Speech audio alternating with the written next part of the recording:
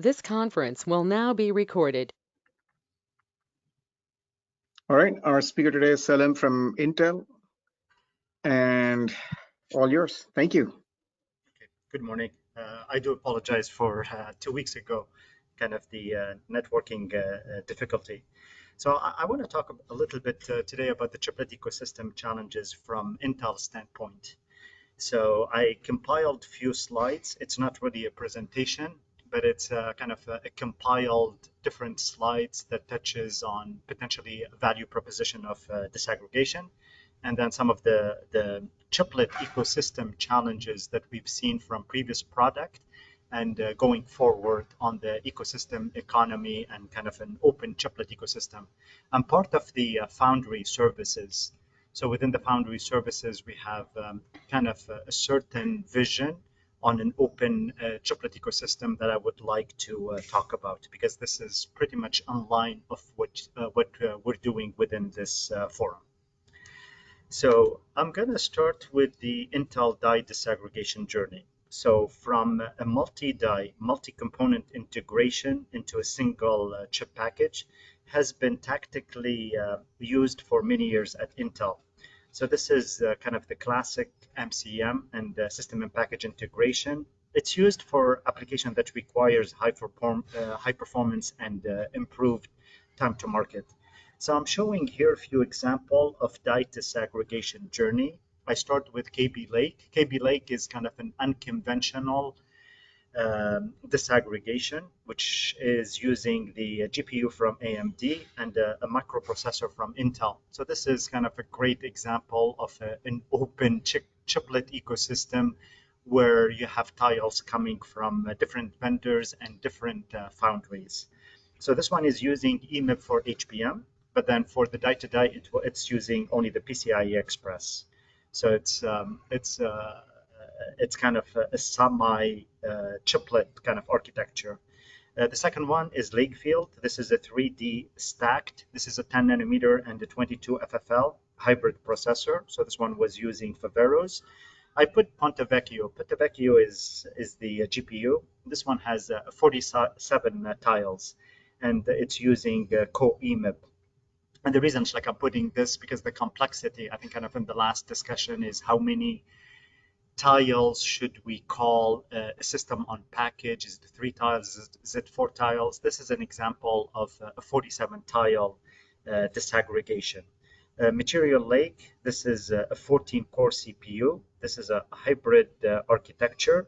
We have a main compute die, we have a separate GPU, and we have different IO tiles. So this one is using the 3D Faveros packaging. Sapphire Rapid, it's the 4th generation Xeon. This is a multi-die packaging with 4 tiles. And again, this is linked by the 2.5D embedded multi-die interconnect, which we call EMIB. This is kind of similar to what TSMC called CoWoS. It's not a silicon bridge. It's not an interposer, but it's a silicon bridge. And then, of course, the FPGA, this is where we have multiple tiles. So we have multiple configuration of FPGA from the programmable group that have the Intel FPGA, multiple foundry IO chiplet, both internal and external, and then also HBM. So there is pretty much a proven expertise within Intel in building chiplet based on product, and then also technology for high volume manufacturing. And we'll talk about the differences between building a product with a chiplet and then building chiplet that we can offer to customers, because there is a lot of business challenges that we need to address from that standpoint. So that's what I wanted to start. And before I touch on the challenges of chiplet from a business and ecosystem standpoint, I wanted to do the typical spiel of the value proposition of disaggregation. So when I look at disaggregation, product and solution cost reduction is pretty much the most frequently mentioned potential chiplet benefit.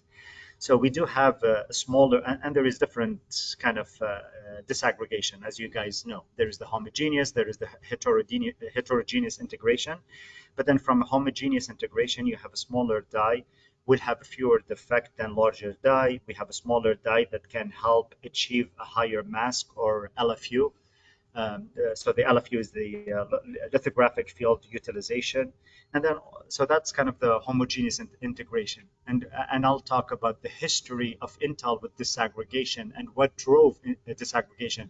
It's really the first one was the homogeneous integration from the CPU standpoint, and then when we talk about the FPGA, it is the heterogeneous integration, because a chiplet approach can also help better target certain functionality that are suitable to certain process nodes. For example, it's often preferable to keep analog and analog mixed signal IP, for example, the SerDes PHY, in a more mature process. And this is what we ended up doing within the FPGA portfolio. Is the kind of the first FPGA was on disaggregated was on 14 nanometer, and then the IO dies was on 22 nanometer and 32 nanometer. So those are kind of the typical chiplet advantages, and here is kind of the whole list. The reason I put this one, because some of these that appears as advantages and value proposition of disaggregation will appear again as challenges and drawbacks, especially when we talk about cost and time to market. Because when people talk about disaggregation and chiplet approach, they immediately, oh, it's a better cost, it's a better time to market. When I talk about kind of the disadvantages and some of the pitfall, the same thing. So there is a really kind of a trade-off. So there is definitely a lower development cost, especially like when you use the older process nodes, for example, for the SerDes tiles and the IO tiles. There is a wafer cost reduction because of defect reduction. There is a die yield improvement. Smaller die will yield better than a bigger die. There is a decreased time to market. This is if you really monetize the IP reuse. And of course, there is a lower thermal cooling cost. When you partition any high heat generating die, kind of a big die with high power, you're going to have lower thermal cooling cost. And then potentially a lower respin costs. And this is pretty much if you do disaggregation with the different nodes. So those kind of the typical what we look at from advantages and the decision point to disaggregate or not to disaggregate for some of the monolithic application. So from the chiplet standpoint, I want to start, as I mentioned earlier, I'm part of the Foundry, Intel Foundry Services. So this is the IFS, and there is a certain vision for IFS to be more than a wafer foundry. So the reason I want to talk about this one, because this is where the open system foundry, the open chiplet ecosystem discussion started at Intel. I think as I presented in the first slide, kind of the main motivation is really to design product, high performance product with time to market through disaggregation, but not offering the chiplet as a product.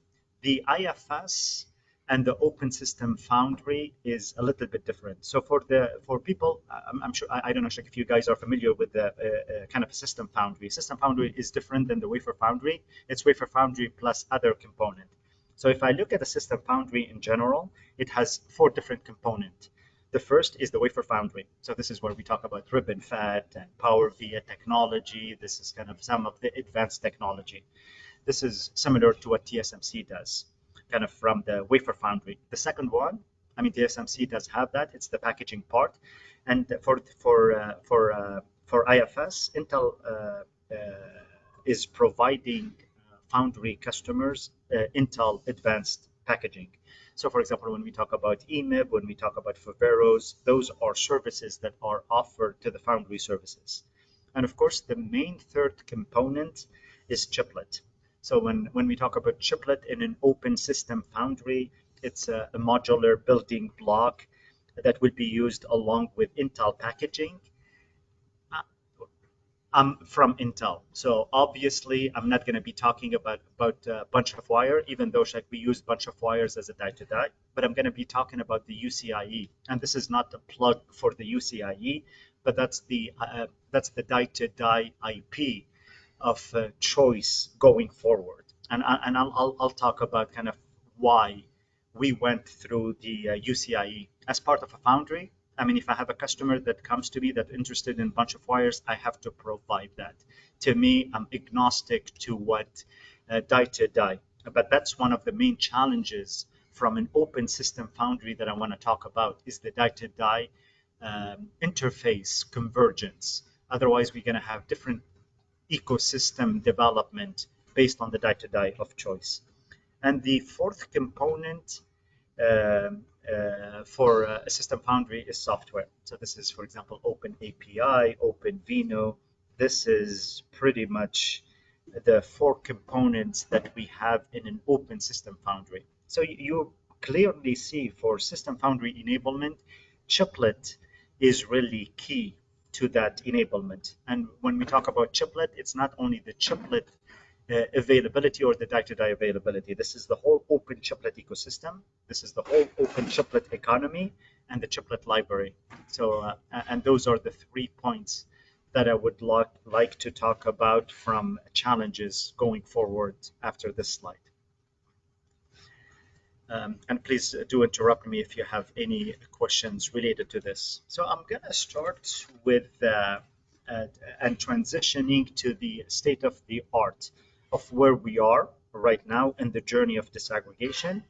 And then also, I want to start with a comparative analysis with AMD disaggregation journey. I think we have seen AMD chiplet evolution roadmap, the one that Hamnath presented last time. So, and this is from my kind of observation on how AMD adopted chiplet and how Intel adopted chiplet. I think AMD did put significant emphasis on chiplet architecture in their product, and they did not look at only market segment. For example, in here I showed that they looked at the client, they looked at the server, and they're using a unique die-to-die interface. I think AMD opted on using the Infinity Fabric on package, and this is the IFOP. And with this one, AMD ensured great reuse, modularity, and time to market with that kind of approach of chiplet adoption. The story for Intel, it's a little bit different. The first chiplet use at Intel has nothing to do with reuse, and it has nothing to do with cost. It was mainly due to time to market. It was due to IP availability. And then also it was mainly, if I look at kind of the CPU and the start of the disaggregation, it's addressing the radical limits and the yield implication. So those are kind of the driving force. So the way it was done by different division, it's pretty much ad hoc. I mean, I've been part of multiple divisions within Intel. So I've been kind of exposed to the different die-to-die solution that we have. I was part of PSG before part of IFS, and AIB was the choice of interface for the FPGA world. So you see AIB. From AIB, there is the AIB Advanced, there is the AIB Organic, the MDFI was the choice of disaggregation for some of the CPU. We had a bunch of wires. We have the FDIs, the Faveros, kind of for 3D. We use PCIe, we use DSI, we use DQ-BY. So you see that there's been a lot of different die-to-die solutions. And this one is not conducive to an IP chiplet ecosystem to reuse or to monetize. And this is something like that I think AMD excelled in, is monetizing in chiplet reuse. On top of it, meeting the right time to market by looking at their product portfolio beyond kind of a certain market segment. So this is where we are at kind of Intel and the different die-to-die solutions that exists. I mean, of course, the MDFI, the FDI, the DSI, the DQBI, these are IP proprietary die-to-die interfaces. Unlike the AIB is pretty much a standard. It's part of the chips, so that's already out, and so this is where the transition is happening from the die-to-die. Okay, so again, disclaimer, I'm representing Intel. I'm expected to talk and focus on UCIe, but a UCIe chiplet ecosystem challenges are really pretty much the same as a bunch of wire chiplet ecosystem challenges. And again, like the reason I'm talking about the Universal Chiplet Interconnect Express, UCIe, of course, was announced last March of 2022. So this is by 4 different companies. This is ASE, AMD, ARM, Google, Intel, and Meta. Actually, like Microsoft, Qualcomm, and Samsung and TSMC were part of that announcement also.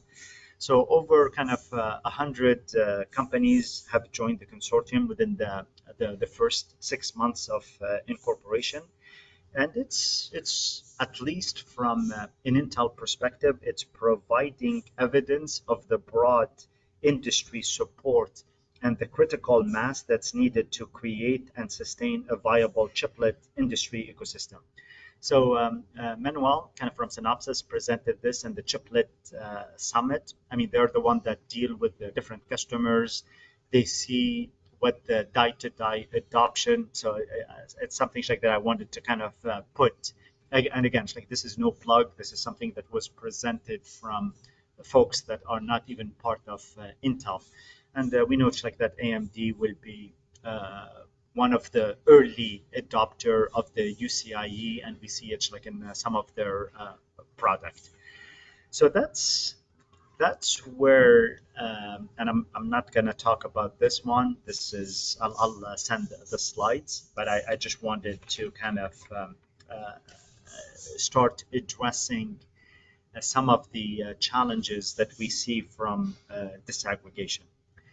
So any questions before I move to the kind of some of the challenges? Okay, so from the challenges, I mean, I think all of us know there is no free lunch with the disaggregation. So just a quick question on the Sure. KB Lake. Did you say the interconnect was PCI Express? I missed that. Correct. That is correct. Okay. So actually, I'm going to talk about KB Lake because KB Lake is a good example of power management issues that need to be addressed. So I'll talk about the KB Lake, but it is between KB Lake GPU, the GPU and the CPU. They're attached through a PCI Express, and then there is HBM. So there is the kind of the HBM and through EMIB part. But I'll talk about the KB Lake in a little bit more detail as one of the technical challenges that need to be addressed for a chiplet ecosystem. Thank you. So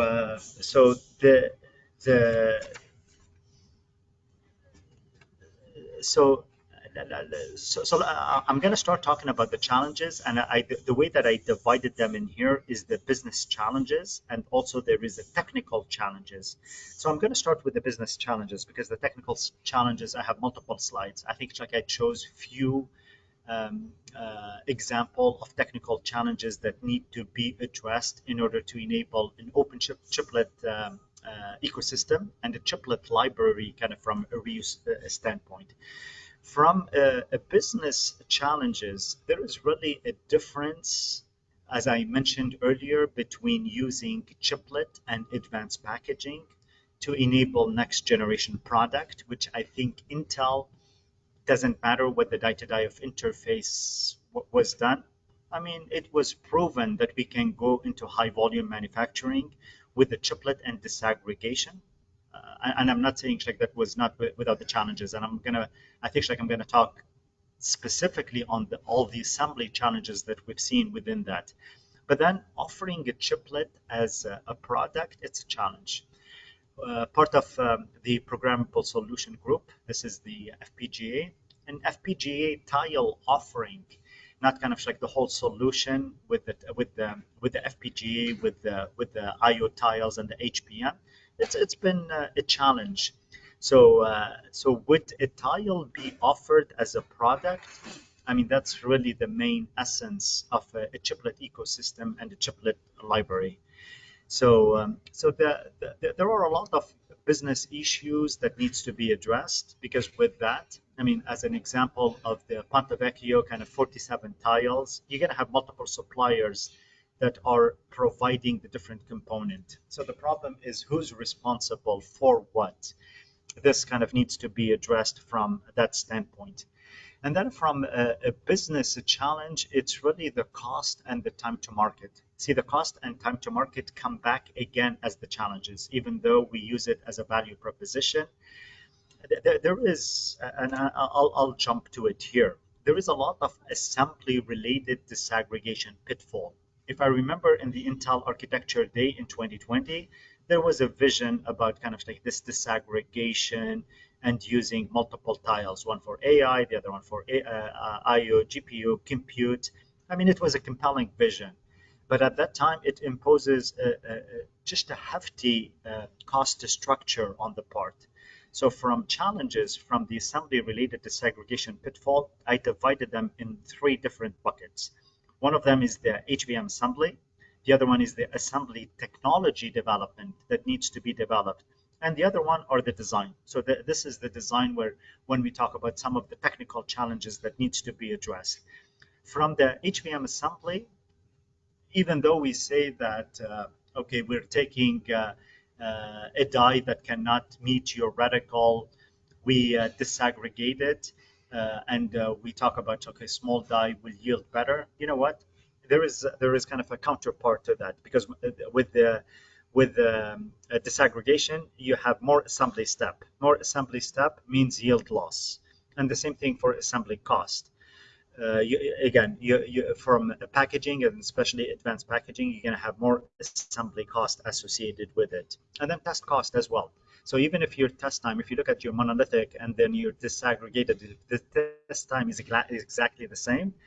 There is an overhead that is added for each die that when it's tested separately.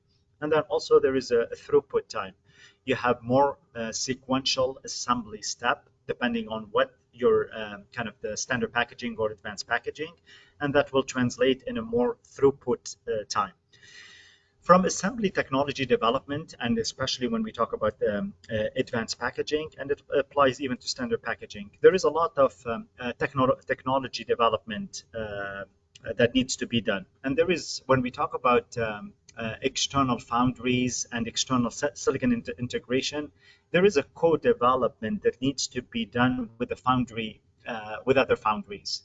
I mean, I think like I was exposed to an engagement where we wanted to use EMIB on a CoWoS on an Intel technology. So, you know, there is a lot of legal aspect that need to be addressed when you're trying to do an external silicon integration. And then from a mechanic and quality and reliability, you have more interfaces, you have more failure points. The use conditions can differ. When we look at the IOTG and some of the communication, there is an added difficulty for some of the extended use conditions in there. Debug, I think like we talked about it in this forum multiple times. It's especially when you do 3D, how is the mid-stack die probed? Who owns what when there is a certain failure, especially if that component is not owned by the same foundry. And then from design, you're going to have, especially within the kind of the chiplet ecosystem, you're going to have white spaces, you're going to have power and performance. There is a tax. With tiling, there is a tax that needs to be accounted for. There is power, there is performance, there is thermal, power integrity, signal integrity. The whole IO floor planning needs to be addressed. So this is where I wanted to kind of spend more time talking about some of the kind of the challenges. And before I do that, I want to talk about chiplet ecosystem, because the chiplet ecosystem is, to us, we look at differently as a chiplet library. So I know that there is a whole initiative at looking what are the chiplet that are needed by most application, most market segment. The vision that we have within IFS And within the whole open chiplet ecosystem strategy is really to enable an open off-the-shelf chiplet ecosystem. So what we kind of, if you look at the vision, is to enable the whole industry with a systematic reuse of chiplet. This can comes from Intel. This can come from a customer if you have a certain custom chiplet, and this one can come from third-party chiplet providers. We see a lot of the IP vendors are trying to get into the chiplet. They want to kind of expand from being an IP vendor to a chiplet vendor. So this is kind of the vision. And this one aligns very well with the IFS Open System Foundry, which is kind of enabling designers building a whole ecosystem, a system that use separately manufactured chiplets, and you enable kind of the reuse. And again, like this is pretty much delivering the Moore's law integration benefit.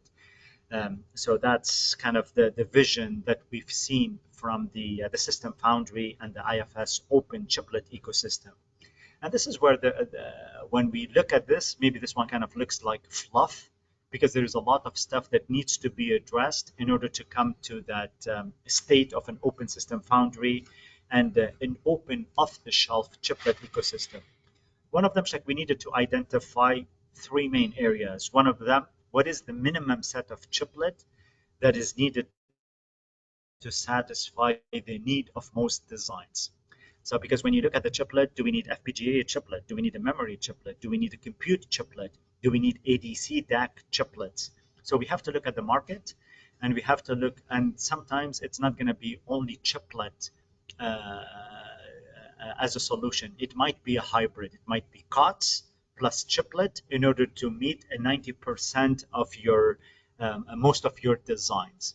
So it has to be kind of a stepping stone. It has to be a staggered approach.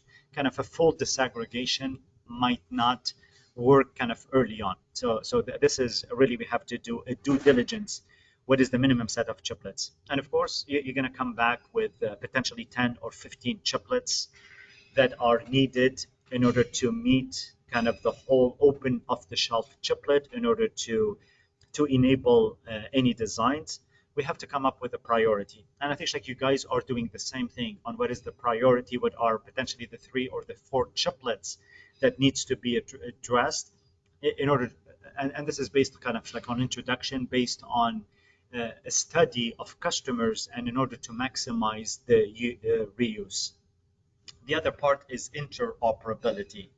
So we have to ensure that these chiplets are compatible and interoperable.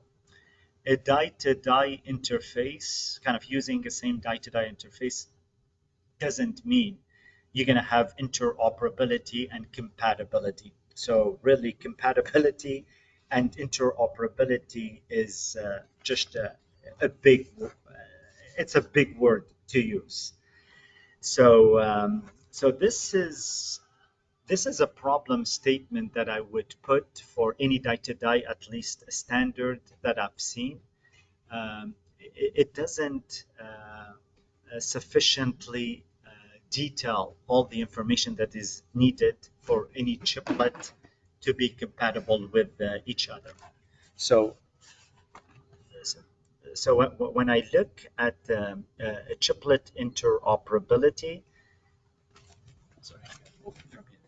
so when I look at chiplet interoperability, you have to look at different layers of the product. Definitely the die-to-die I/O. So it's not only the choice, but also from a physical layer, you have to ensure interoperability there. So from the physical layer, the bump arrangement, the characteristics, the electrical, the thermal, the substrate, the power efficiency, any reset, any initialization, data transfer, test and repair has to be guaranteed. So from kind of a die-to-die, you have to look at that. And then if we look at a bunch of wires, if we look at UCIe and some of the standards, there is the link layer, there is the transaction layer. So that's another layer that needs to be addressed. But this is where you see the challenges. I don't think there's going to be a standard that will be talking about the SoC construction. So the SoC construction is key because I can't design a chiplet. Would it be able to, in a system of chip, would it be able to talk to another chiplet? You have to look at the SoC construction. You have to look at the SoC reset. What is initialization needed? What is the register access? What is the security? So this is what kind of needs to be addressed.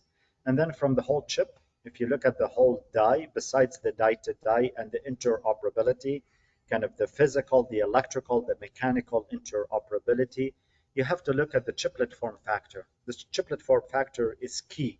If I talk about an open and off-the-shelf chiplet, the chiplet form factor will be very important. The width, the height, the bump arrangement, the power delivery, the thermal characteristics, the bump locations becomes very important in enabling a chiplet ecosystem.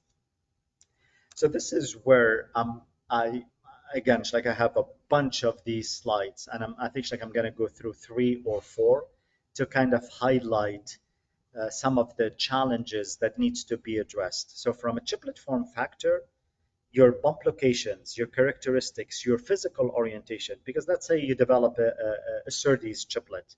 Is it where are you going to be putting the die-to-die interface? Is it an east-west? Is it the southwest orientation? It matters. Standard packaging potentially is more flexible, so it provides you kind of the flexibility. Advanced packaging, you don't have that flexibility. So that does it mean like for an ecosystem, I have to provide the same tiles in different orientation? Do I have to provide an east-west orientation and the southwest kind of a north-south orientation? So the other thing, if you look at the UCIe as an example, it provides 2 different distinct options, and these are optimized for use cases. So you have to make a decision. Do I develop an ecosystem based on advanced packaging or standard packaging? The other thing is you look at the different IP vendors and how they offer some of their the module for that particular UCI for that particular die-to-die interface. So sometimes like they provide multiple macros, and if you Yes, sir. yes, I look like Zeng has a question. sure. Sorry. No, it's okay. Please. Zeng, you have a question? Oh, because mic just went to green. Never mind, my bad. Okay, no, it's okay. This is really interesting. Keep going. Thank you. No problem. So the thing like is we really have to be careful how the bump arrangement will happen. If I look at the UCIe, for example, the UCIe had a bump map, and it was only a recommendation. I mean, I'm working with multiple IP vendors related to this one, and each one is interpreting the bump map completely differently. See, if I look at the HBM spec, the bump map is a rule. See, I always, I mean, I've worked on HBM for years, kind of like 10 or 15 years ago. I worked on HBM, and when you look at the JDEC spec, the HBM spec, the bump map is a rule. So when I have a PHY that's coming from a vendor, it meets the HBM spec. That was perfect. When you provide a recommendation and you provide kind of a leeway for people to meet their SIPD requirement by providing only a recommendation, you're going to have a bump issues. And this is kind of like I'm showing from an advanced packaging. The most optimal one is you have exact same length for this one.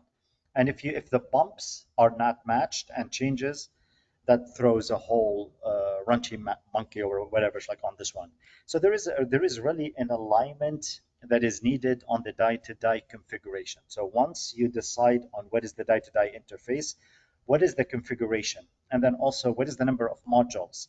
So you have to look at the bandwidth, you have to look at the your shoreline. All those are kind of key from that perspective. So the chiplet form factor will be needed besides standardizing on the die-to-die. That's the first thing that needs to be addressed. You cannot assume that you're going to have different chiplet, off-the-shelf chiplet with different flavors, because the permutation of the number of chiplets will be endless from that aspect. Another challenge that I wanted to talk about is the OSI physical layer. So if I focus only on the physical layer, KB Lake, for example, was using a GPIO, like I mentioned, from AMD, and using the microprocessor from Intel. There were multiple problems encountered. I'm going to talk about a couple of them. So when the GPU was connected to the Intel microprocessors, it was done with the PCIe. The testability of there is no connectivity test in when you assemble the whole KB Lake G, and you have these two, there is no testability that this. There was a lot of customer issues related. This is the DMI, but it's really the kind of a PCIe Express. So if I look at the CPU have an IBIST, an interface BIST. The GPU did not have that, so there was no way to be able to test kind of the connectivity between this one. So that's one of the things. The other thing is within the CPU, there is a lot of hooks to manage power. In KB Lake, the GPU did not expose any power management control. So that means you cannot use a shared interface in order to manage it, kind of a disaggregated GPU from AMD with the CPU. And there was a lot of kind of software enablement and heavy lifting that's been done to manage chiplet. Power management in a chiplet and disaggregation will be a key aspect that needs to be addressed. And the other thing is disaggregating testability. So the testability standards, so I look at some of the standards um, from a die-to-die interconnect. AIB is a great example. It just did not go into details how testability will be needed. And this is an example of challenges, because when you're going to have IP vendors developing these die-to-die, they'll have a leeway to interpreting how they do into kind of, for example, an interface BIST. And I wanted to kind of like show an example of two different uh, implementation of an interface BIST. So you have the first chiplet, you have the second chiplet. You can use an analog far-end loopback or an digital far-end loopback. So that means the pattern generation and checker will be done at one at one of the die. Another potential interface BIST is your pattern generation will happen here, and the pattern detection will happen in the second chiplet. So the problem is if you have two different chiplet with two different die-to-die that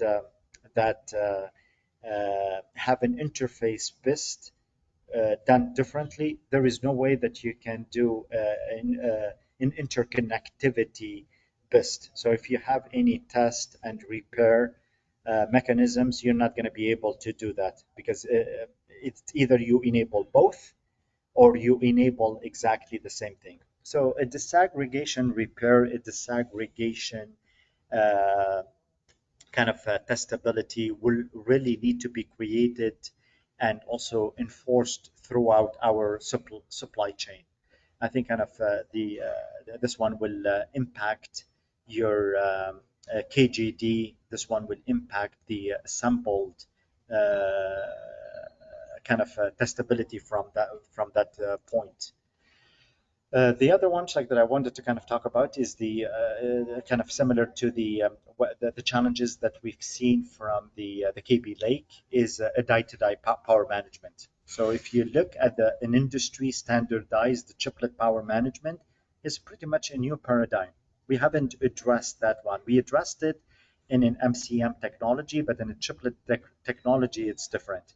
And if I look at the current die-to-die specification, unfortunately, again, I'm going to talk about the UCIe because that's the one that I'm familiar with. The UCIe has a sideband, kind of a die-to-die sideband, and that is the die-to-die sideband to the SoC is not even, it's not defined in the standards. So that means there is no way that you have kind of a chiplet power management established for the SoC construction.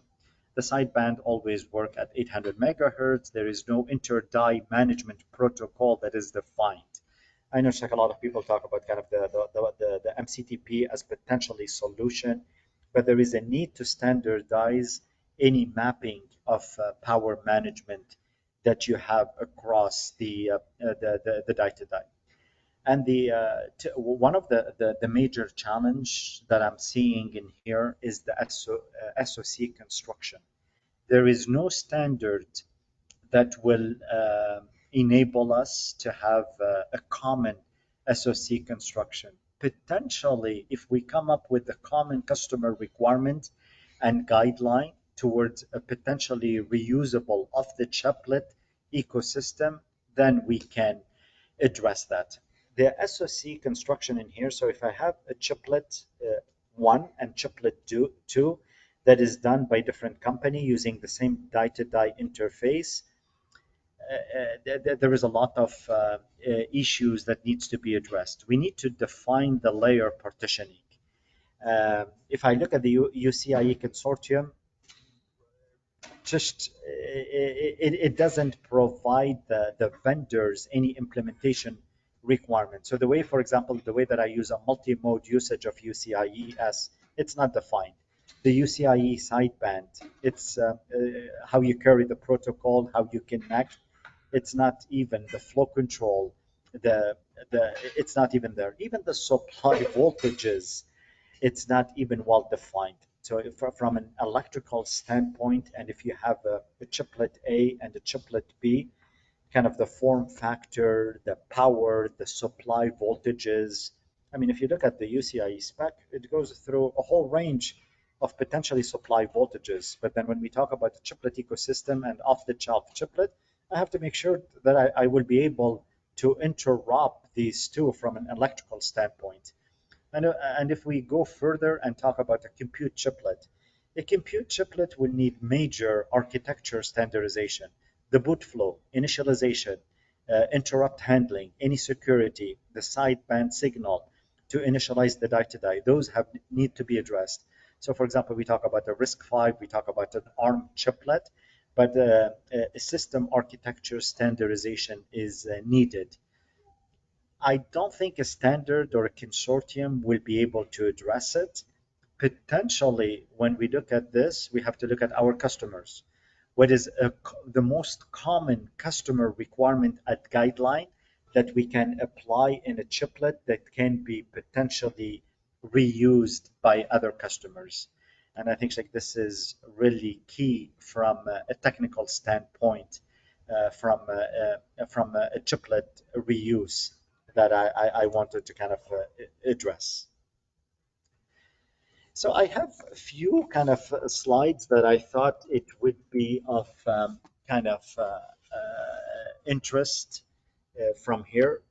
I'm part, again, I'm part of military and aerospace and government. So this is the MAG business unit.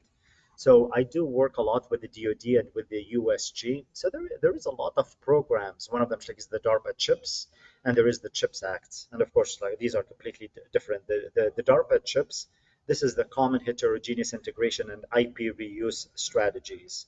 So this is part of the CHIPS. And if you look at their objective, it's very similar to what we are trying to do within this forum. Within Intel, for example, is looking at kind of like a whole ecosystem, a whole chiplet off the shelf, and having a bunch of the DoD customers using this. Chiplet is very, very attractive to the DoD, to the MAG, to the DIP community.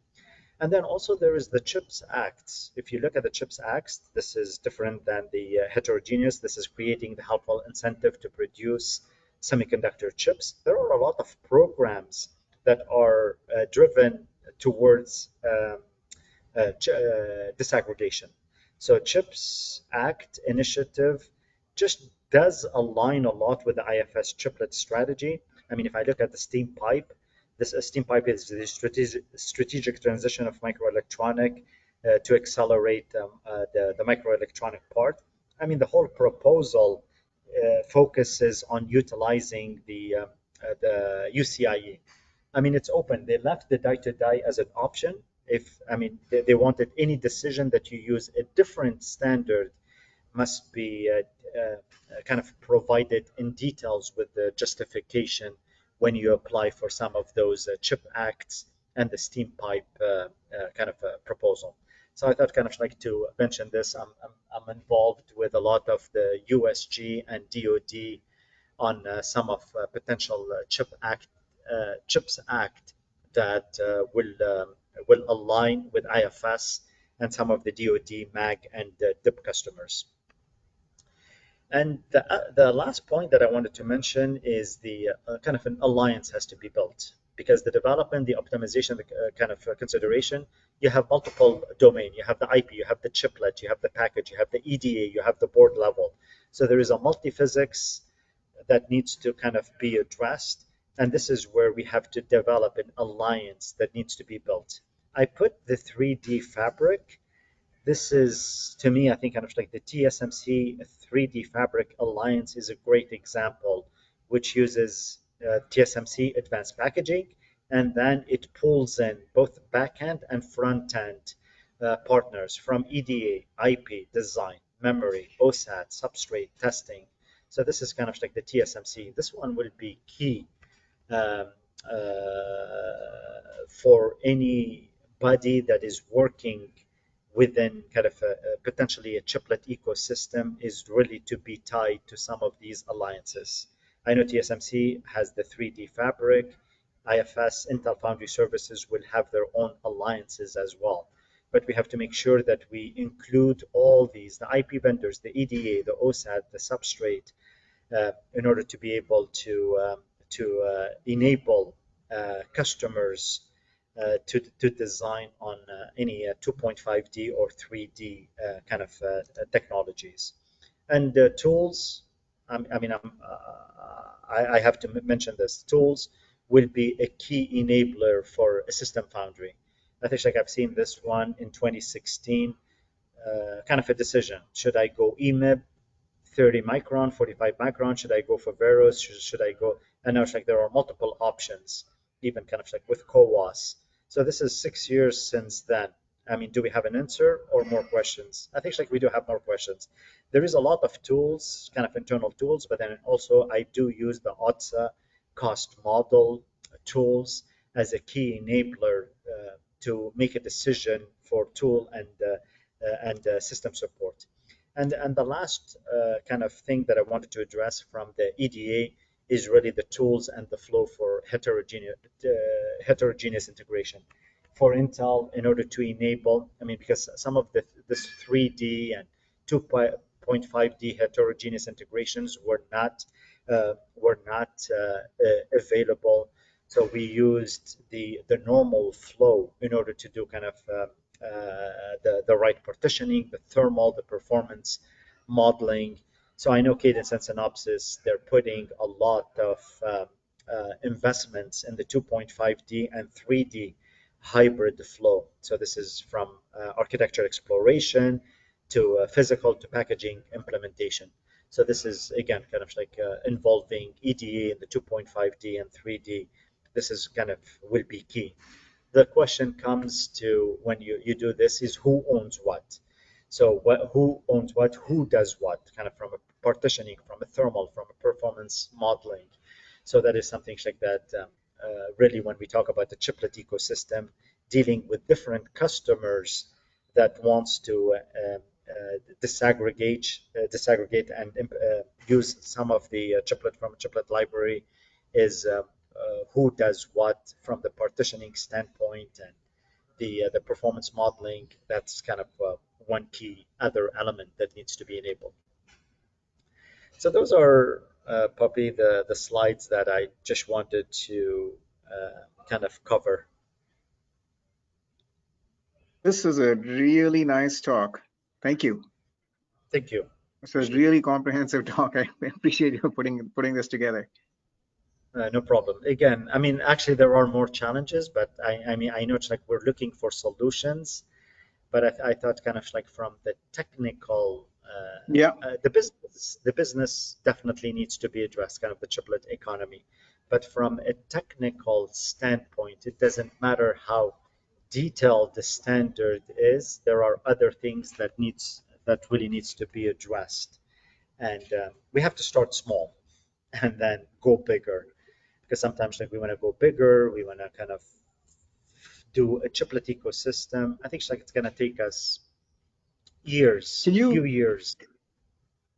can you But comment in I guess general terms or whatever level of detail you're able to share about just numbers? How many people are are you aware of doing chiplets with UCIe, assuming that's the standard that you based on this? Just a sense of like where things are, maybe rather than just, are you looking at chiplets you think in 26, 25? Are you looking at uh, sort of in-house UCIe products or third-party UCIe products? Any general comments you can share? so from general, kind of generally, what we know from industry UCIe adoption, I know of six kind of announced UCIe kind of big customers that are using UCIe into their next generation product. And so that's from internally.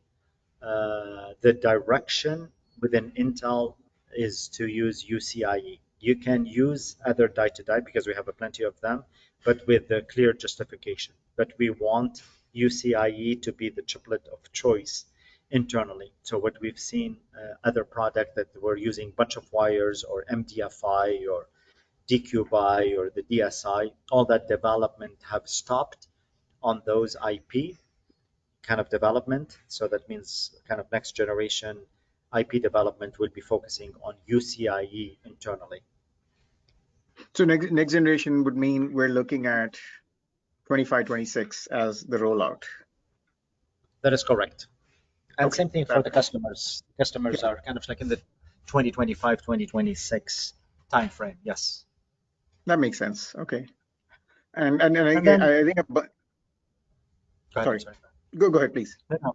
The other thing, Sheikh, is something, Sheikh, that I'm kind of trying to address, which is, again, like I mentioned, I'm part of the MAG division. And if we look at the SHIP program, so the SHIP program used AIB as the interface of choice.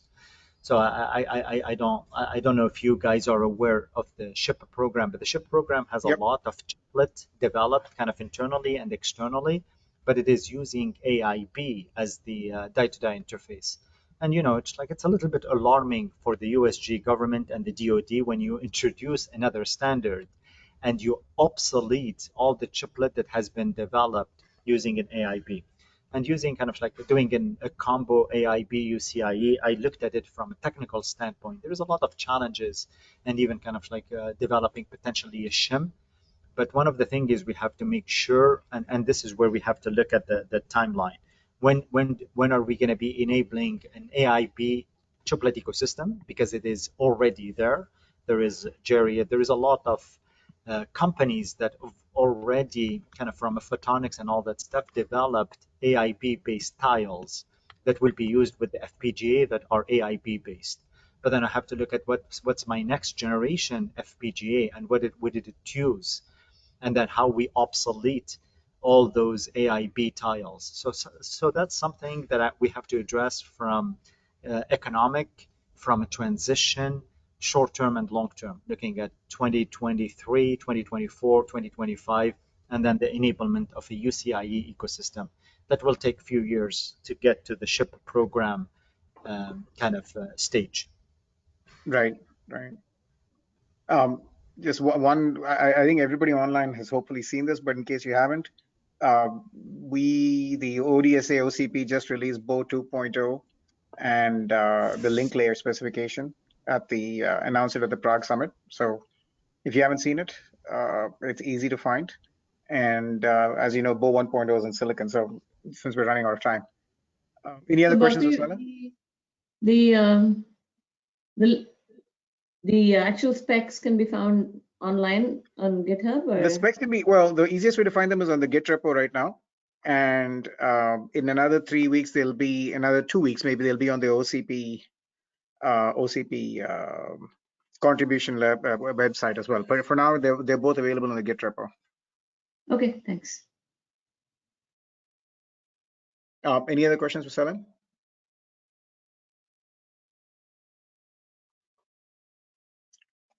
In that case, hey man, thank you. That was, I really enjoyed your talk. Thank you. Thank you, thank you. I do apologize for last time as well. I was overseas. Go meeting did not want to cooperate with me that trip. Yeah, we missed out on a good talk. I'm glad you did it again, and it's probably worth doing this again. This is it's a really good comprehensive aggregation of interesting issues. Thank you. Last chance. Any questions? Okay, in that case, I'm going to have a good weekend. I'm going to stop recording. This conference will now be recorded. Okay, so for today's meeting, I wanted to continue the discussion on the the top chiplet cases that we had identified last time. And there were a couple of things that I think we probably need to address first, such as who's in that space, and then like kind of work our way through like what could be some challenges, who could be a champion for those kind of areas, and then discuss what we want to do to actually like work out something tangible that helps with this issue. So I can share my screen again to bring up the notes I had from last time. Just a second here. Hey, Marek? Yeah. I'm sorry, it's my first time joining the meeting. Oh yeah, no problem. Yeah, conflicts. So just one question: is there available any kind of polling to see which industries are moving to chiplets, or which IP providers are providing chiplets to certain industries? I mean, I understand HPC, AI, those are the big names thrown all the time, but who else is doing this? Just to poll what the ecosystem is even starting to look like. No, that's a great question, and I think something that is very much part of this discussion, I would say. So I think if we could either start by who is looking at chiplets today, or start saying where, like, I think if you go far out enough with everyone just going down in nodes, like everyone at some point is gonna hit the reality that like making smaller chips, like that alone will justify chiplets, which right now is only true for high performance computing.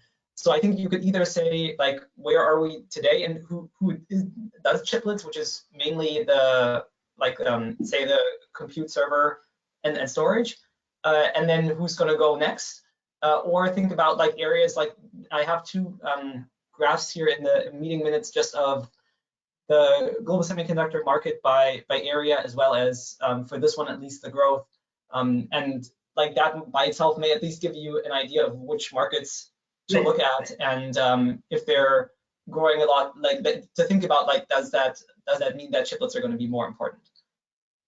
Yeah, no, this is great. Thank you. I didn't realize, and I'm sorry I haven't gone through the notes. So oh no, it's fine. No, these are the notes for today. So I just like we started. So to maybe recap, we started with the discussion of chiplet use cases, just listed first of all a couple of chiplets that would be interesting, and then like went into kind of like different markets where chiplets could be applicable. And we started with this list here, and our goal was to like narrow it down, ideally like to 3 cases. Right now we have 4 in here, so that we can cover like, or have chiplet use cases that are quite different from one another. So this was something that Cliff had mentioned last time, and I think it's a really good idea to like try to have use cases that both look at disaggregation of die and at package level integration, have something that has a low price point, something that has a high price point, looking at something that will have a lot of chiplets, something that will only have a few. So that's kind of the goal, how we wanted to pick a few different use cases that basically have quite different challenges or are set up quite differently.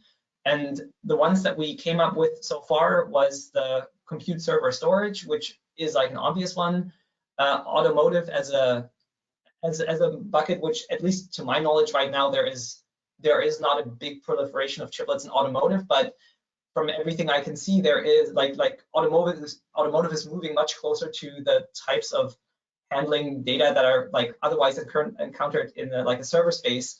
And with like all the sensors coming into cars, I think that is a good space where chiplets could help. We talked about SmartNICs as an example, and then also 5 and 6G. And so this is very much up for discussion. So if you have thoughts, yeah, please share them.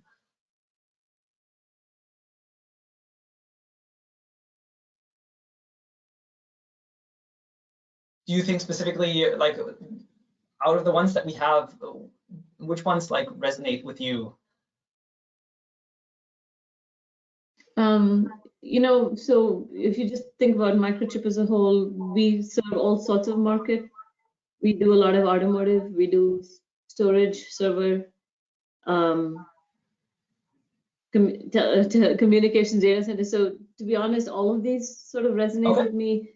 And you know, so the rhetoric that you do chiplets only if you hit reticle limits is starting to sort of grate with me at this point. Okay. I understand that people do it, Intel does it, AMD does it, NVIDIA does it. Yes, they have very good reasons to do it. But other people do it for other reasons. And somehow I sometimes feel that gets lost in the mix. And so as non-HPC, non-AI markets start looking at this, those chips aren't going to hit reticle limits, but they're doing it for different reasons, right? So yeah, that's the part I was trying to sort of connect together. Yes, yeah, no, and I think that would be more, at least for the automotive one, I don't think that you would, especially if you talk about like sensors and DSP4 sensors, like I don't think that every DSP4 sensor is going to be like as big as the whole GPU. So I think that would be one of the cases where you probably are more interested in the library element of the chiplets and the composability of solutions that are unique to your application need. And, right. I mean, I think you know, how many companies make chips that hit reticle limits, right? That's really those are the guys doing a lot of the pioneering work, which makes a lot of sense. But how does it trickle down to everybody else who probably are never going to hit reticle limits in certain types of industry? Right.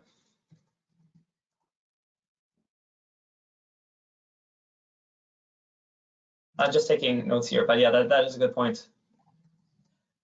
So what we had still like written down for last time of what we could do with this list is to think about players that are already in the spaces listed above, and then try to get people's perspective that are involved in these areas. And what Salem discussed today was basically just that and much more than we could hope for. And once we have that list to think about, like basically from the people that we've heard or people that know the space, like what are the challenges? How could we, like, what could we do to solve them? And having like, and what Bobby mentioned last time was like in kind of looking towards defining kind of like an open architecture or like I would maybe describe it as a guideline of how would you go about building a system for a certain application space. And thinking about like what would, similar to what Salem said, like what would the customer need, and then maybe that way you can tease out kind of like a best practices way of how to address that application with chiplets. Yeah, no, I think that makes sense. Thank you. Sure. So I think we could maybe start with just brainstorming, and I can start the list here again, from the bottom with companies that we already know, and this is kind of going back to Anu's point of who's doing chiplets in the spaces that I mentioned above. So this would be chiplet use cases. We would have. I'm just going to do this. We would have the compute and server and storage. We would have automotive,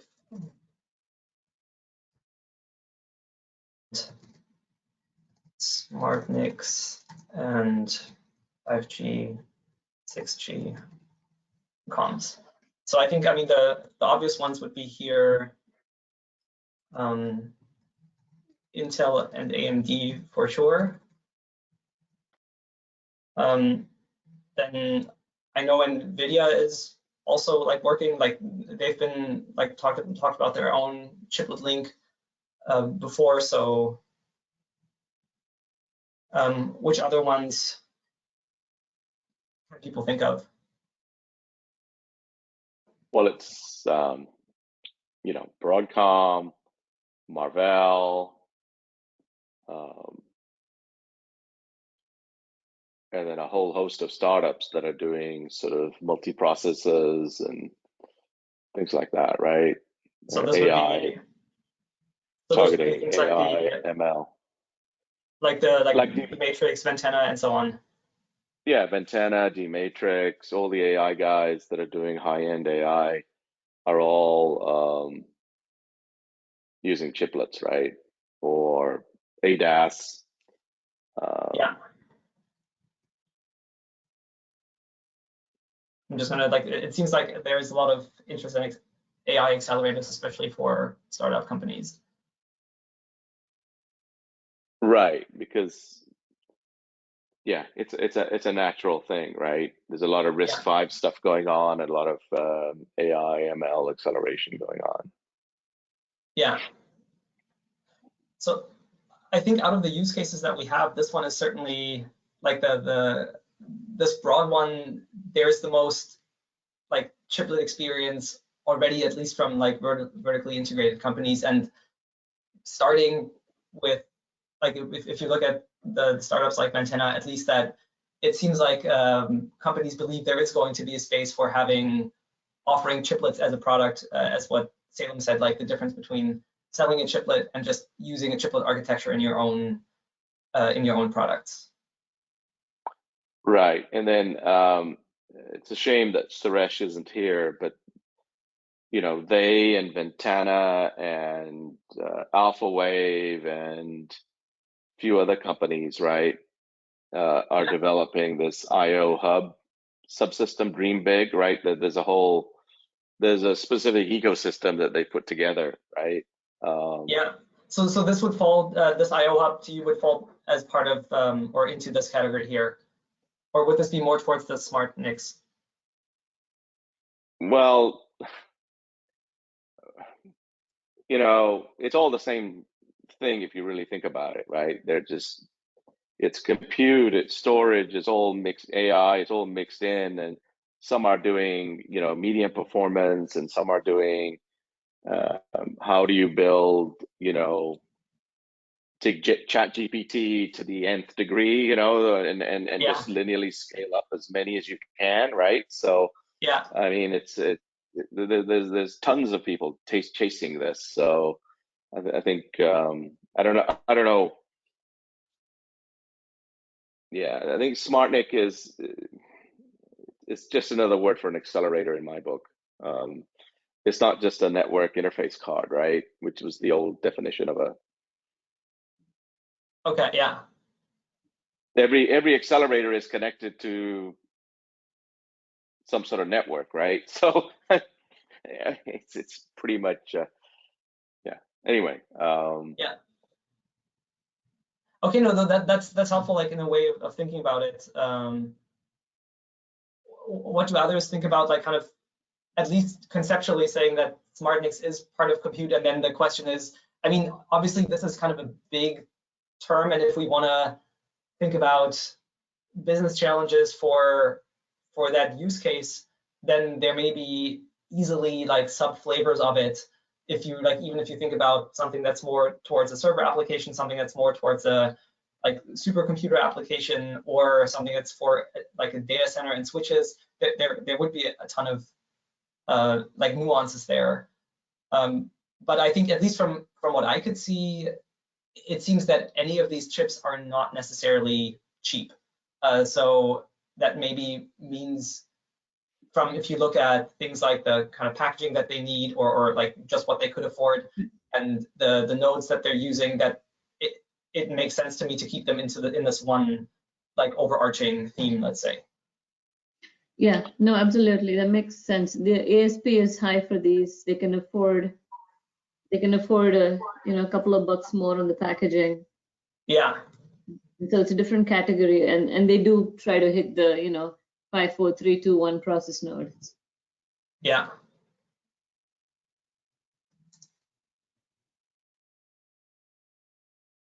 Yeah, so the IO hub chiplet, I think, is I believe is being targeted. They're targeting 5, if I recall correctly. Okay. So you said, I'm just going to put this in here as a note, otherwise. So you said this was with I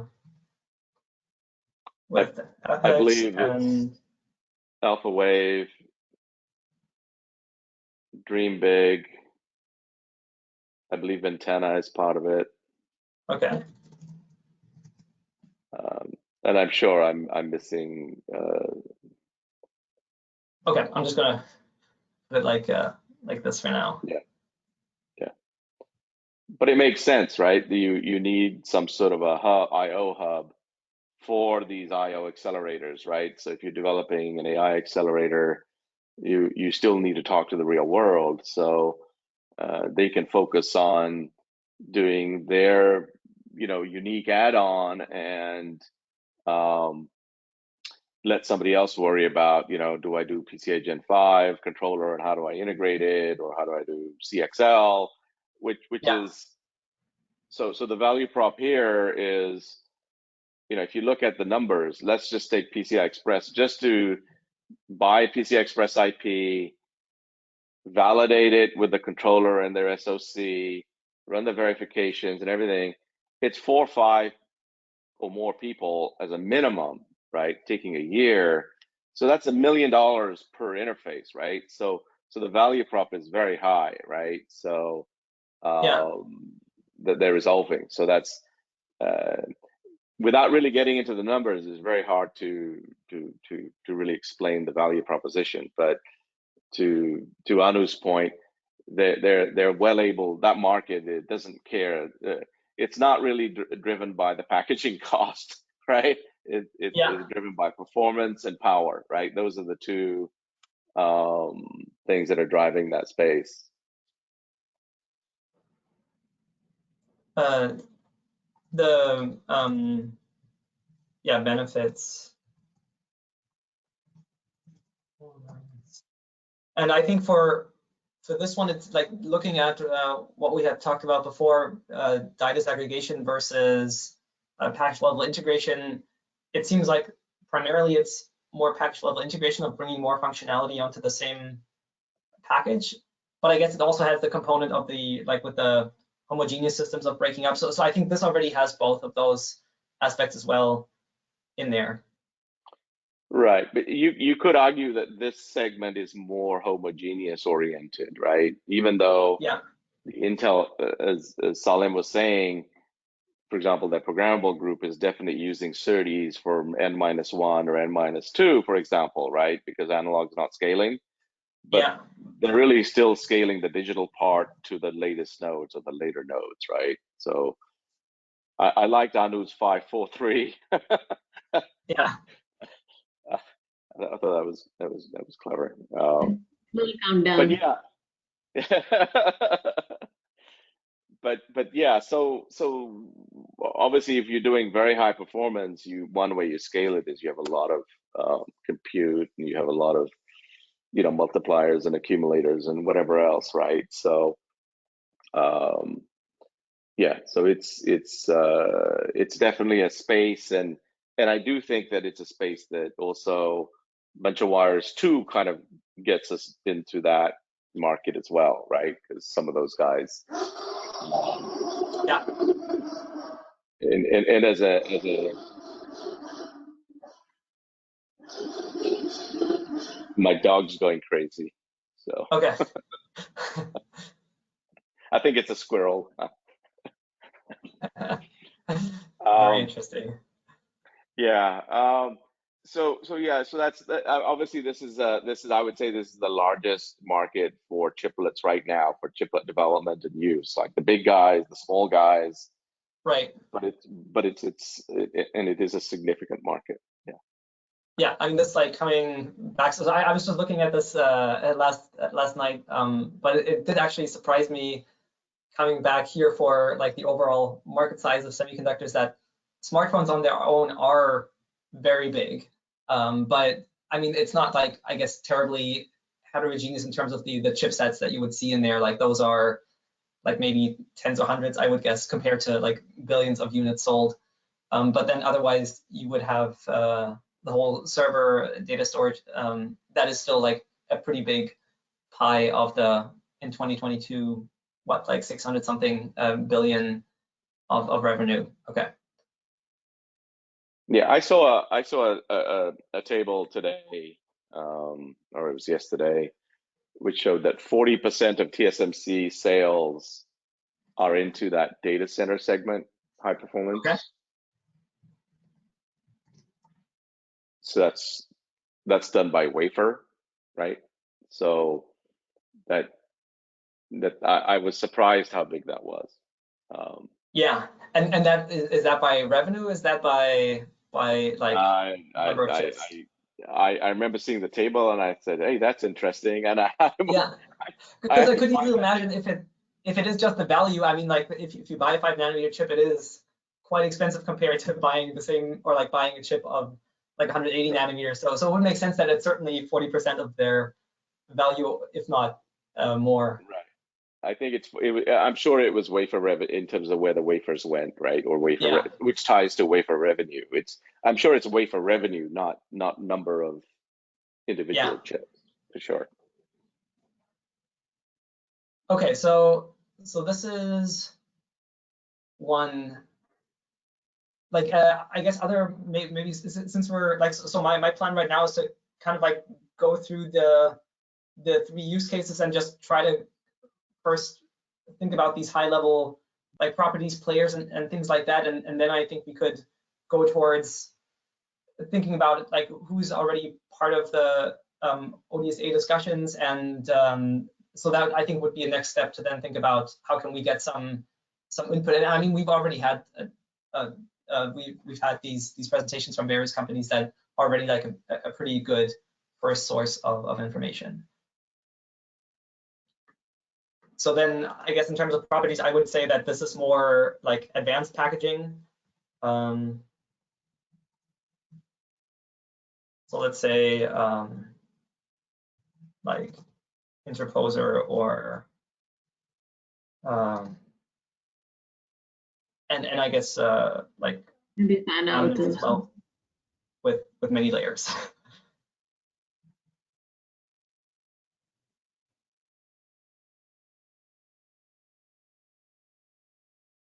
And does anyone have anything to add for, in terms of like other like obvious things that you can think of, like how is this space, like what characterizes this compute space, or other big names that we haven't captured yet?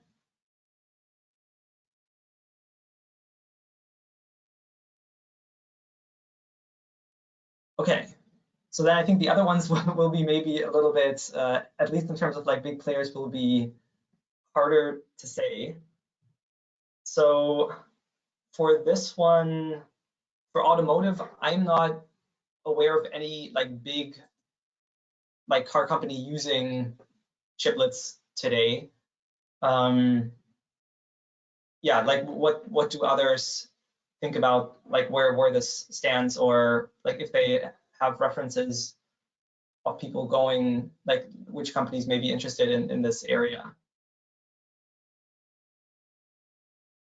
I think there's a guy from Mercedes-Benz who presented it at the Synopsys Users Group about a month ago, and they were talking about chiplets and UCIe, and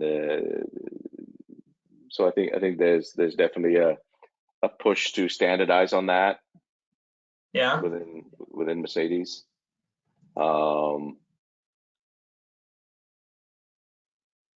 How do I post an image to the group? I did find that HP. I mean, I did a quick search. Oh, I guess I can quickly share. You can I can give you presentation rights, and you can just show that. I don't know if I. Okay, I just did a screenshot. Okay, so let me just share that. Do you see my screen? Not yet. Oh yeah, now it's coming. Yep. Okay. Oh, I see. Okay. So 41% is high performance compute. Smartphones was 39%. So if you look at where TSMC is going, you can see why they are spending all this effort on this 3D stuff. Yeah. So that's how it was out there. 20. It's actually, this was posted by my cousin. That's why I saw it. Okay. And their revenue was see that where all the money comes from. Yeah, and their revenue was 200 billion versus 192. Now this is Taiwan dollars, right? Yeah. Yeah. Okay.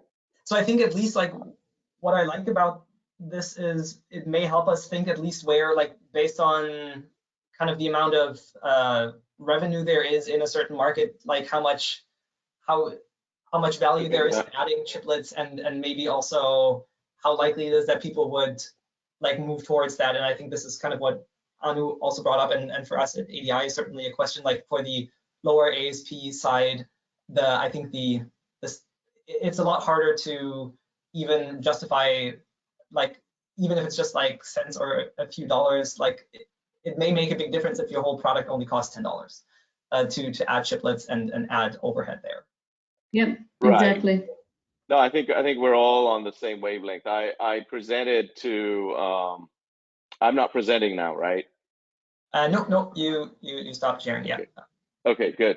I did talk on the Wednesday call about how we've seen how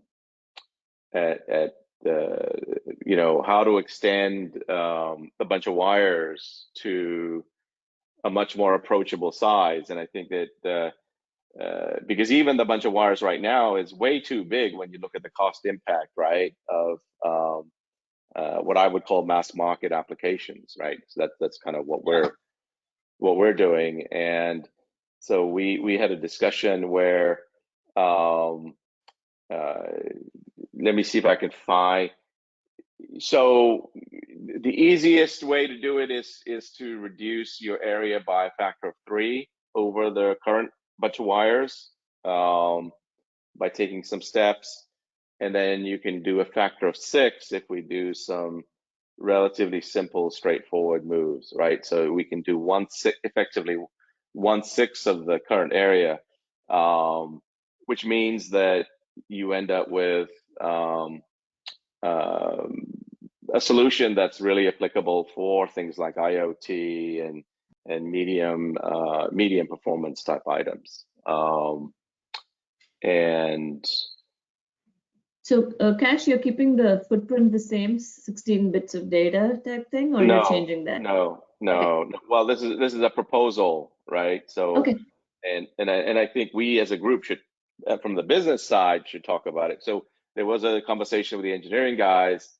I don't want to go specifically because I know, Mark, you're doing something right now, but I think we should spend maybe later, 10 minutes just discussing that at some point, so I can just go through my slides that I presented to the tech guys. Yeah.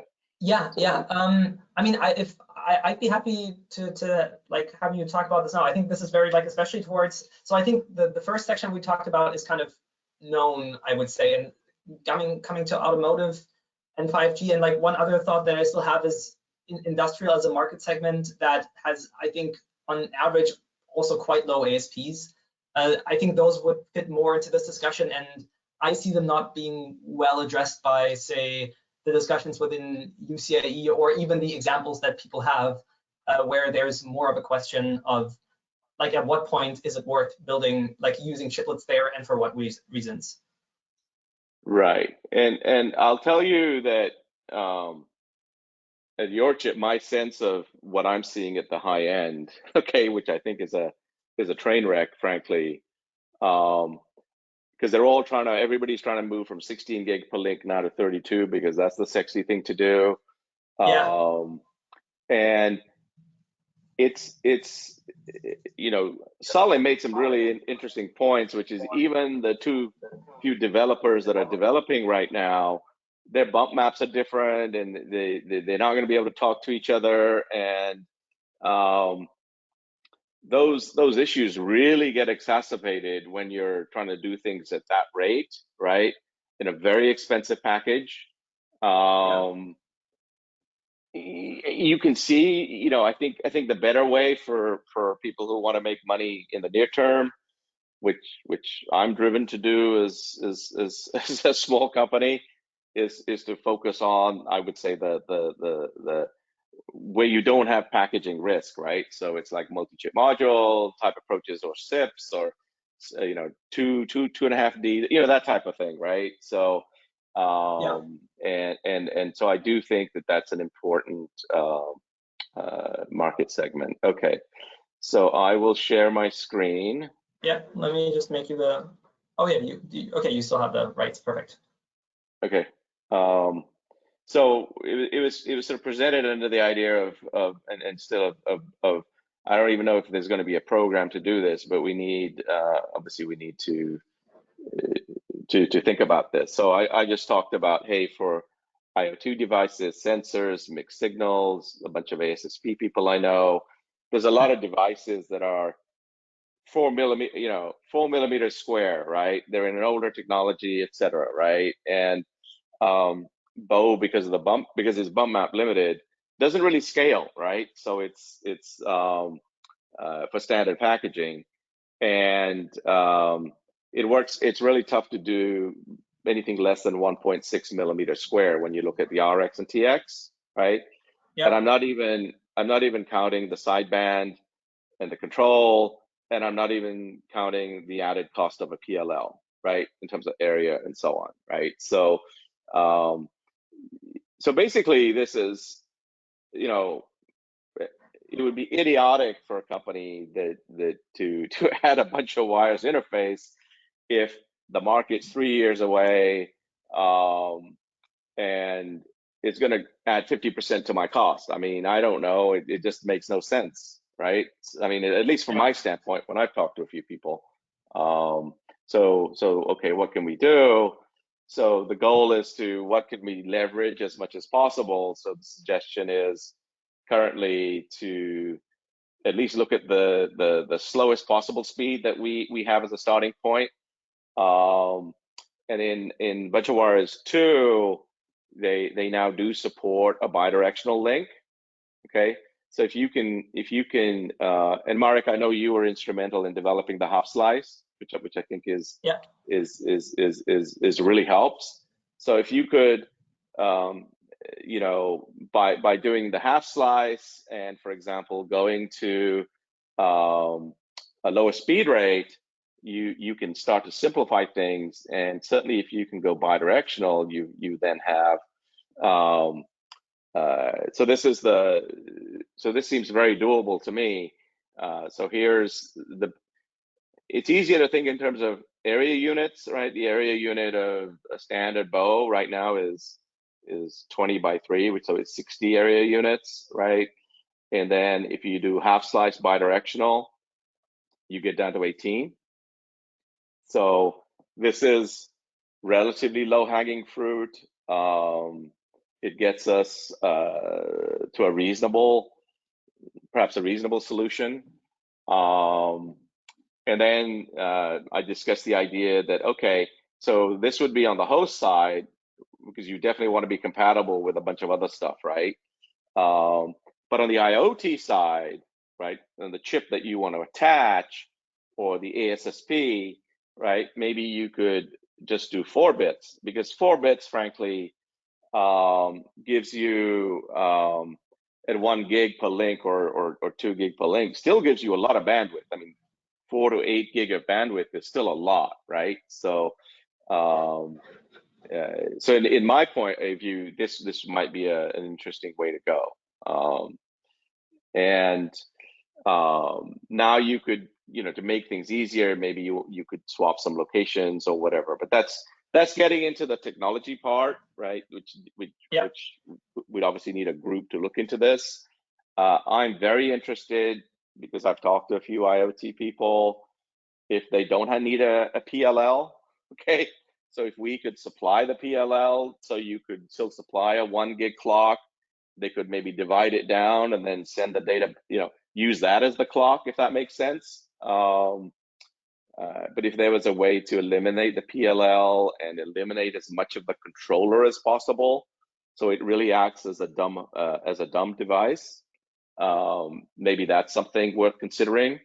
And if you can do that, you now get to, basically 1/6, right? So your area becomes more like 9 or 10 units versus 60.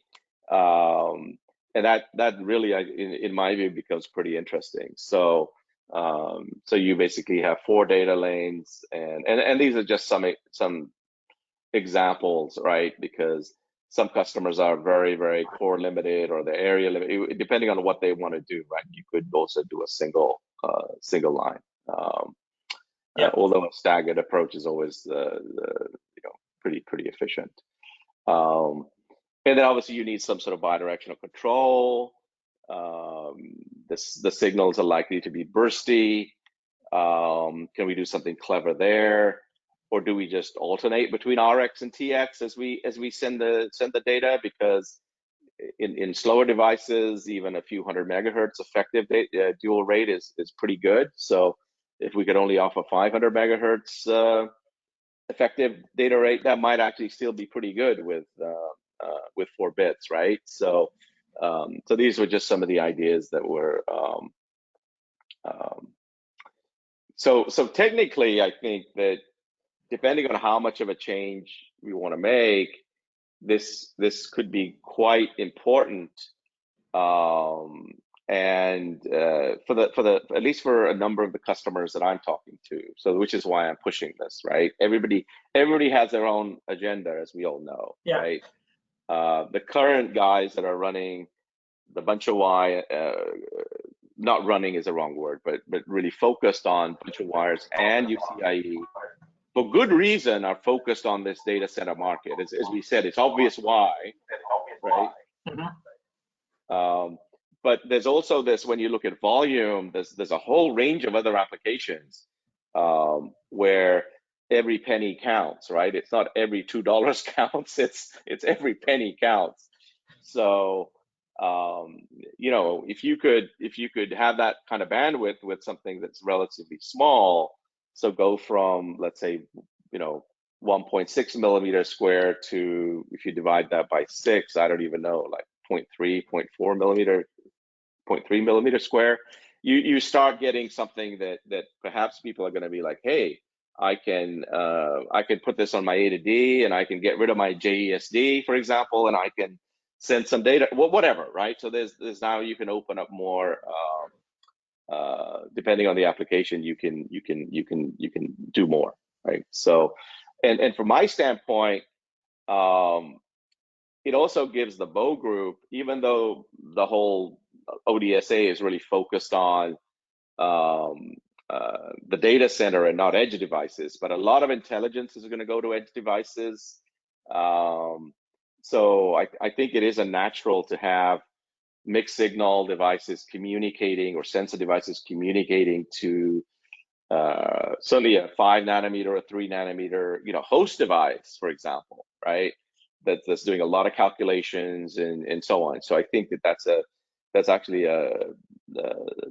would be a pretty good differentiation for while everybody else is trying to figure out how many different bump maps they want to use for advanced packaging, and what's the meaning of hybrid bonding in terms of a bump map at that point, right? Because that's coming too in a year or two. So which is its own mess, right? So I think there's a real world which is more in my view is more practical, where if you could offer a cost benefit of using this technology, then people will move, right? Otherwise, they'll just keep talking. The reason that the homogeneous happened, it wasn't by accident. It was because people were running into a yield issue and a cost issue with the processors and GPUs. And some bright spark said, well, if I split it into 4, then or 2, then I save 30% of my cost. And now that starts to be a very significant factor, right? So yeah, that's true. So I guess there may be one thing that I'm realizing. I'll stop.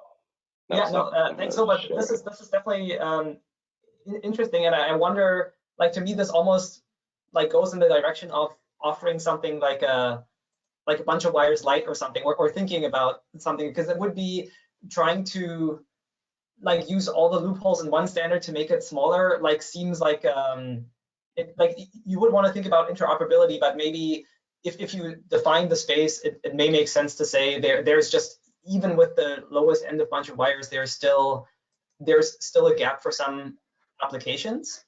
I think that would be one realization. So one thing that, like what you brought up, is to maybe think about the kind of bandwidths that we want to handle in each of these cases. And I think for the compute part, we're easily looking at, like, I would say hundreds of gigabits to several terabits per second, which means, like, which also explains why you have why the standards are built the way that they are. Right, and frankly, because the bump map hasn't scaled for standard packaging, right? When you really look at terabits per second, the standard UCIe and the standard package bow is pretty useless, right? Because you know, from the standpoint of taking up area, it's a lot of area, 1.6 millimeters. If you need 20 or 30 of these, interfaces, right? For sure. Whereas with advanced packaging, if you look at UCIe with a 64-bit, which is very nice, it's 1 millimeter by 0.5 millimeters. It's a 0.5 millimeter square, and you get a terabit of bandwidth, and that's just with 16 gig per link. So you get 2 terabits of bandwidth with 1 link, right? So there, it's clear that business at the leading edge realistically has to go advanced package, right? When you look at the costs and when you look at the cost benefit, right? So kind of coming here, and I'm wondering if other people have like thoughts on this, but in terms of like your views on automotive, or anybody that has like a good, like, or even a reasonably good background on this, like, what would you say in terms of like nodes, bandwidth, packaging? Like, for packaging, from what I can recall, it's definitely been historically much more conservative. So that's already something that would set it apart from the computing. But I would like to hear other people's thoughts on kind of like these properties and other companies that they may have heard of that want to go into that space.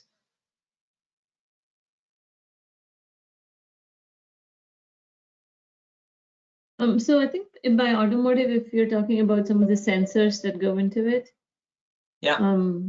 those are probably pretty low ASP and also probably don't have to be in cutting edge nodes. So, it would make more sense to have a non-advanced packaging solution simply because of the cost. But there again, as Kash pointed out, the area is so big, the area impact of using 130 micron bumps, and if you need multiple D2D interfaces, connect slices, area impact could be an issue. That's why, I'm just starting wondering, like, Mercedes. He talked about Mercedes, and I they seem to be part of the UCIe too. So the UCIe is sort of even bigger than the bunch of wire slice because of all the protocol stacking. So I'm just, this is what I'm thinking, Marek, but I'm just puzzled. Yeah. How do they fit in? I'm trying to make sense of it, but my simple mind can't figure it out right now. Well, I think for ADAS, it's Yeah. obvious, right? That is basically a, you know, what used to be a supercomputer is going to be a few chips in the car, right? So that's the message, right? So that naturally has to be advanced technology. But on the interface side, like you said, the sensors, I mean, the people are doing a lot of 40 nanometer designs and above, right? So Yeah. and it's still, and I'm talking to a startup that I'm talking to is doing a 40 nanometer design, right? So they would like so obviously you need you know, the standard to be something you can put into 40, 55, 65 nanometer, even 90 nanometer. For some, like there are some military applications that might need 90, right? Because they want rad hard or whatever, right? So, and it was interesting from Salim's talk about when he talked about the military spent all this money on AIB, and we all know AIB is now dead, right?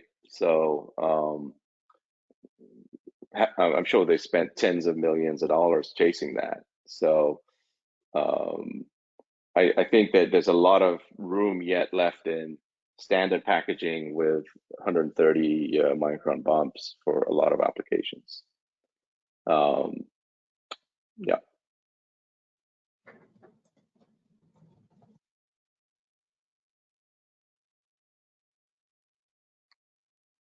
And I guess the one thing for the automotive also being like standards and just having more stringent requirements. So I think that so from if we zoom back out and think about like finding different scenarios, I think automotive is definitely one of the ones where you would, I think you have like this spread there. Like one thing that I came across, like I think that's also in like articles and papers, that like a lot of the automotive companies, especially for things like ADAS, what Kash mentioned, are like thinking more of a centralized compute architecture in the car.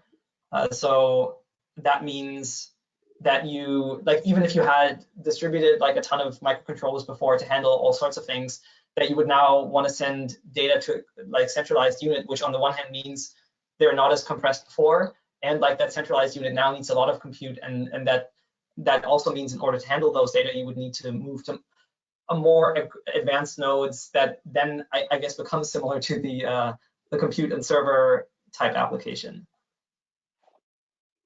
Yeah, right. So I think what you're trying to say, Marek, is in the automotive, you have a mix of both. With the ADAS, they're trying to be like the HPC market, but the other pieces, Right. potential microcontrollers and sensors, don't have to be in the latest and greatest. Right. So they need to, exactly. So and I think that, so it's not really centralized. I think they're going to different zones, right? Like a zonal thing.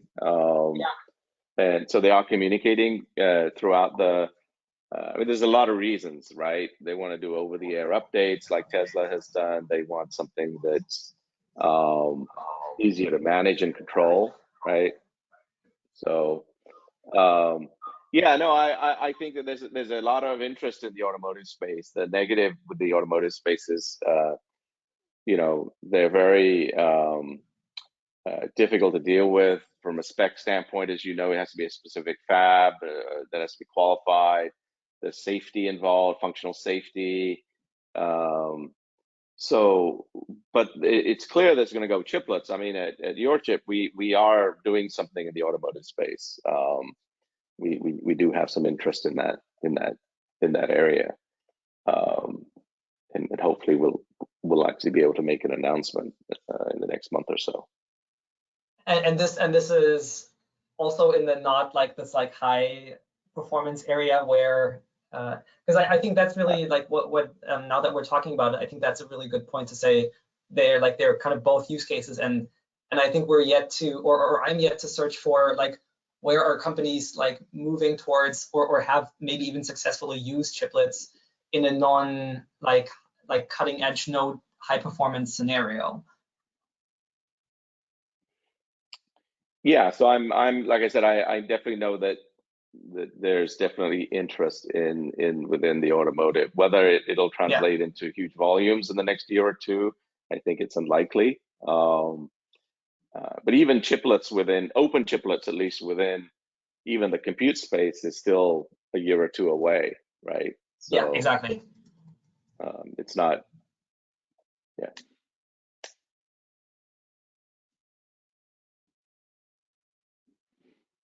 Do others have thoughts on the automotive space, or like any like people that you may, or like open information of companies that are looking at this, or other things towards the properties, bandwidth requirements, packaging?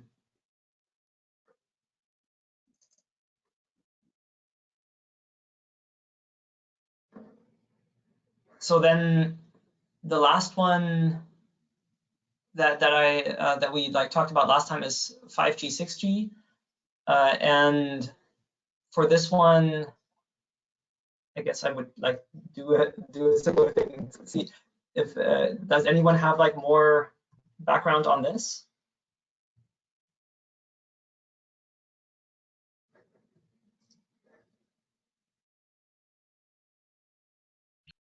So, Merritt, it would seem that in this 5G, 6G space, we're probably talking about base stations, cellular base stations. I don't know that handsets are going to be that amenable to chiplets, especially from a product type of perspective. But I could be wrong. But that would be my first comment on it. Sorry, I just lost my audio. Like while you were talking, do you mind saying this again? Oh, no, not a problem. So what I'm thinking, the 5G, 6G communication space, I'm thinking that we're talking about base station. Yeah. Okay. In use cases, right? And these can be picocells. There's a, and my background here is for LSI, when the group was sold to Intel, I did some product management on a wireless base station processor and a network processor. So I was pretty involved in this space years ago. It's changed a lot in the 10 years since, but I think there could be some interest here in this space, and maybe it's from an IP perspective. Okay. It's just a matter of talking to the right people. But the big players here you're talking are Ericsson, Nokia, Huawei. Not that we're going to yeah. Not that we're selling to them, but well, I was just trying to think about all the folks that have gone away, like Alcatel. Exactly. Right. So the wireless backhaul is a massive market, right? Wireless backhaul is a very intriguing market. A lot of that has gone to Ethernet, right, over various optical networks. Okay. But you have the interface between the RF module and the antenna that is interesting. That might be, and I'm just thinking about kind of functional use cases instead of vertical markets. I guess remote. Right. So the RAN market, right? The O-RAN and stuff like that, right? So, exactly. So they all have, and they all have a lot of FPGAs. They have a lot of expensive components because the algorithms change over time. So chiplets, I think, are a very good solution in that space, for sure. So when you think about why would someone want to use FPGAs and/or chiplets, it's going to be the ease of tracking evolving standards. And 3GPP evolves their standards regularly. And as a manufacturer in that space, you're always chasing the latest 3GPP standards, both on the radio access network and just the overall protocol stacks have gotten more complicated. So then it sounds like if that's the argument, like following a standard and we replace an FPGA with a chiplet, I assume for the FPGA you can reprogram it to match the new stack, but for if you have like it hard coded in chiplet, it may be easier for the company to build a new system, but then say somebody like a provider for communications has to buy. I don't think you're going to replace the chiplet. I think you may have, a smaller FPGA you may have an FPGA chiplet, right? As an example. Yeah, I was going to say the FPGA itself is a perfect chiplet, right? Right. So exactly. So I do think that you'll have FPGA chiplets. You will have other chiplets, and you can put it in one package, and you can reduce power, and you can reduce cost. And in this space, the volumes are not consumer volumes, right? But they